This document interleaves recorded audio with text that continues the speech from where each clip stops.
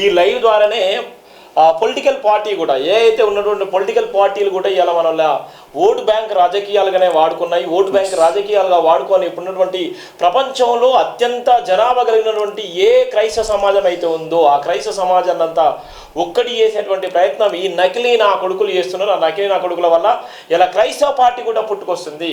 ఏదైతే ప్రవీణ్ పగడాలన్న విషయంలో మాట్లాడుతున్నటువంటి మీడియా ఛానళ్ళ మీద, పాస్టర్ల మీద, లేకపోతే ఉన్నటువంటి చాలామంది క్రైస్తవ మతంలోకి ఇలా వెళ్ళి వాళ్ళు ప్రకటన చేసే సమయంలో కూడా వాళ్ళ మీద దాడులు, విష సంస్కృతి చేసేటువంటి నేపథ్యం ఉంది. అలాంటి సందర్భంలో ఇట్లాంటి యోహానన్న జాతీయ నెట్వర్క్ కలిగినటువంటి వ్యక్తి, చాలా బలమైనటువంటి వ్యక్తి, ఇలా ఉన్నటువంటి సుప్రీంకోర్టు, హైకోర్టులో ఉన్నటువంటి అనేక మంది జడ్జిలతో ఉన్నటువంటి సంబంధాలు, ఇలా ఉన్నటువంటి క్రైస్తవ సమాజంతో పాటు ఎస్సీ, ఎస్టీ, బీసీ, ఓబీసీ మైనార్టీల కోసం కూడా పనిచేసేటువంటి వ్యక్తి. ఓన్లీ క్రైస్తవ సమాజం కోసమే కాదు, ఇవాళ ఉన్నటువంటి క్రైస్తవ సమాజాలు పుట్టినప్పటికీ కూడా అందరి కోసం ఆలోచించేటువంటి ఒక బహుజన బిడ్డ. ఇవాళ ఉన్నటువంటి చాలామంది ఇష్టానుసారంగా మాట్లాడుతున్నారు. అరే మీకు శుద్ధశుద్ధి దమ్ము ధైర్యం ఉంటే మా ఫోన్ నెంబర్లు మీకు తెలుసు, మా అడ్రస్లు తెలుసు. అరే నిజంగా మీరు అమ్మ నాన్నకే పుట్టి ఉంటే మేము ఎట్లా మాట్లాడుతున్నాం, మీరు ఎట్లా మాట్లాడుతున్నారు, మేము ఎట్లా మాట్లాడుతున్నాం, మీరు ఎట్లా మాట్లాడుతున్నారు? సనాతన ధర్మం అదే చెప్పిందా? ఇవాళ ఉన్నటువంటి ఒక్కొక్కడు ఒక్కొక్క రకం కామెంట్. అరే బాబు మేము పుట్టింది హిందూ దేశంలోనే, హిందువులమే, కానీ మా మతం మాకు నచ్చలేదు, ఇష్టం వచ్చిన మతంలోకి పోమని బాబాసాహెబ్ అంబేద్కర్ చెప్పిన భారత రాజ్యాంగం చెప్పింది. నువ్వెవడివిరా చెప్పడానికి? ఆర్టికల్ 19 స్పష్టంగా చెప్తుంది, 295A స్పష్టంగా చెప్తుంది కదా. అరే చదవండి, రాజ్యాంగం చదవండి. 295A నేను నిన్ననే చెప్పాను. ఏం చదువుకున్నారు?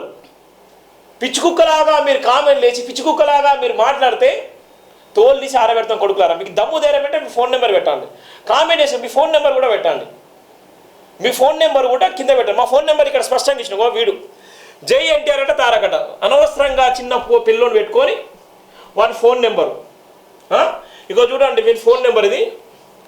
ఇంకో ఇది ఇది ఏ స్టేట్కి సంబంధించింది, వీడు ఎక్కడి నుంచి సంబంధించింది, ఆంధ్ర. వీడు ఎక్కడికో పోయి బతుకుతున్నాడు, కానీ విషయం దక్కుతుంది వీడు మాత్రమే. ఇక కొత్త వ్యక్తి తెరపైకి వచ్చిండు. చాలామంది భారతదేశంలో అనేక మంది హిందువులు ఉన్నప్పటికీ ఎవరికి లేని నొప్పి ఈయన కొడుకు ఎందుకు అర్థం కాలేదు. మొన్న అక్కడ కూలి చనిపోయారు, అక్కడ అది కట్టిన గోడ కూలి అనేక మంది ఒకే కుటుంబం సంబంధించిన ఫ్యామిలీని చచ్చిపోయారు. మరి ఎంతమంది పర్మనెంట్ చిల్లరా, ఎంతమంది పోయి సాయం చేసిరా, ఎంతమంది పోయి పే బ్యాక్ చేసిరా, ఎంతమంది శ్రద్ధాంజలి కట్టించిరా వాళ్ళ కోసము. వీళ్ళకి చేత కాదు, అది మీకు ఆ చేత కాదు. ఎవరన్నా నిజంగా హిందూ ధర్మం గురించి ఎవరైనా మాట్లాడితే ఈ కొడుకులు మొత్తం పుట్టుకొస్తారు. అరే నువ్వు పుట్టిన పుట్టుక ఎట్లాంటి పుట్టినా తెలుసారా? నీ తల్లి 9 మాసాలు మోసి నేను పెంచి బయట తీసుకొచ్చిందిరా. ఈ రాజ్యాంగాన్ని అనుసరించడం బతుకుతున్నావు.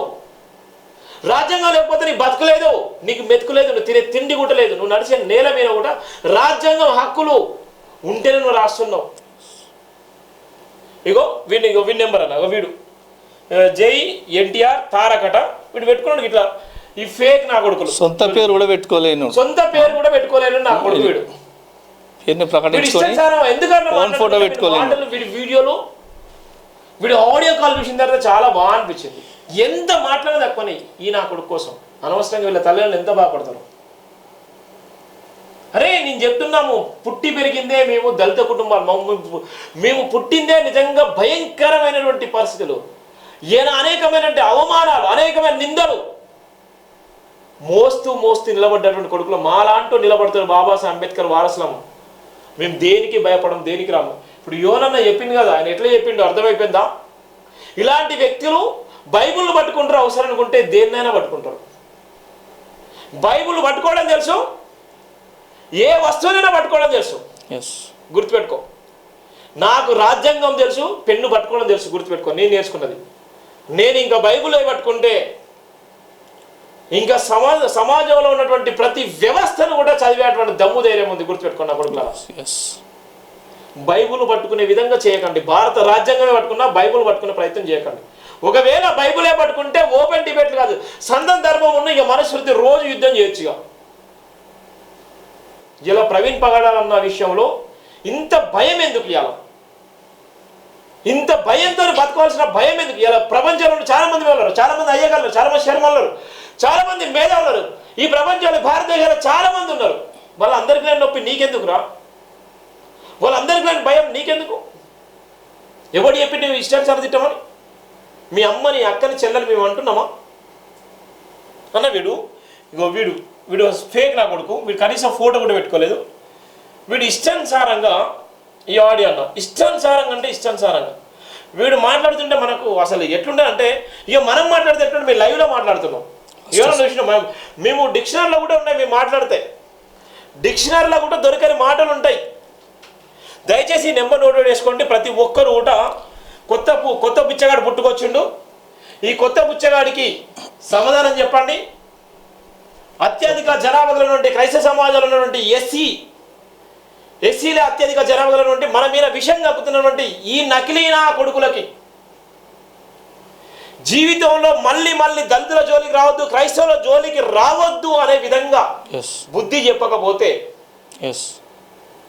ఇలాంటి కొడుకులు పుట్టుకొస్తూనే ఉంటారు.